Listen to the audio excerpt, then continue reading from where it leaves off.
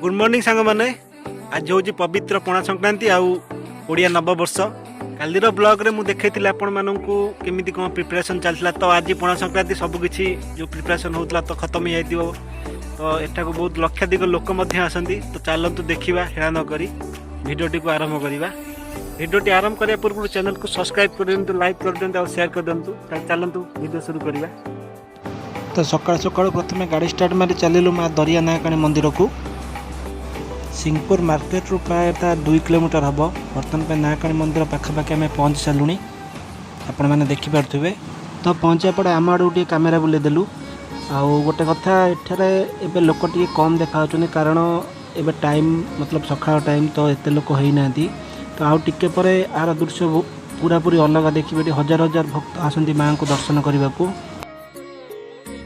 कालीर blog रे आपण मैंने देखिथे हल्का फुल्का प्रिपरेशन चलता किंतु आज माहौल पूरा अलग बहुत सारा दुकान बजार एठारे पड़ी आपण मैंने भी आपण फैमिली लेके आसी एठारे बुलिकी जाई परिबे बहुत शांति जगह आ बहुत भल जगह मध्य आम सिंहपुर सबुठार फेमस जगह माँ दरिया नायकाणी मंदिर पीठ तो एठारे सबू प्रति पणा संक्रांति रे एठारे यज्ञ हुए तो प्राय 24 वर्ष होलानी ये यज्ञ आरंभ होईची तो सब वर्ष पर ये वर्ष मध्य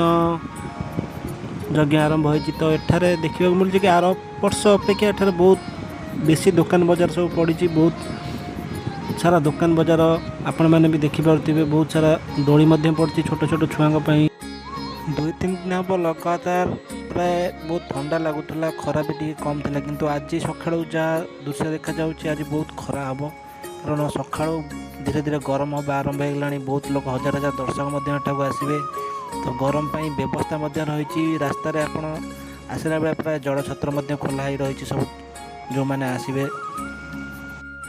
मु प्राय जिते गाँव को आसे तो ये जगह को मुझे प्राय आसी बुलिकी जाए कारण ये बहुत शांति जगह बहुत भल लगे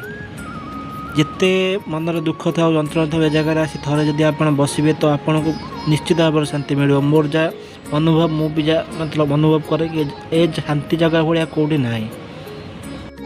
आपण देख पाते बहुत छोट छोट दुकान आसी लगिक रही सब आउ गोटे कथा धीरे धीरे भिड़ भी आरंभ हो गला आपण मैंने देख पाते धीरे धीरे लोक संख्या भी बढ़िबार लगे आउ किस समय पर ये बहुत लोक हो प्रशासन शांति को दृष्टि रखी एतार पुलिस मुतयन रखी सकाळ बहुत भक्त मैंने आसुँच माँ का दर्शन पाई देखिपे भी